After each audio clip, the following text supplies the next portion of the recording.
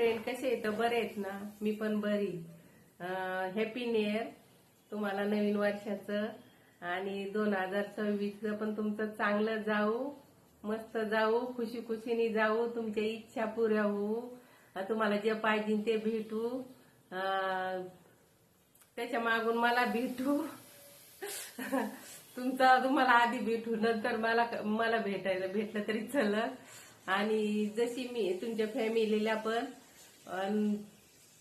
मी जशी होते लहानपणापासून तशी बचपना करीन.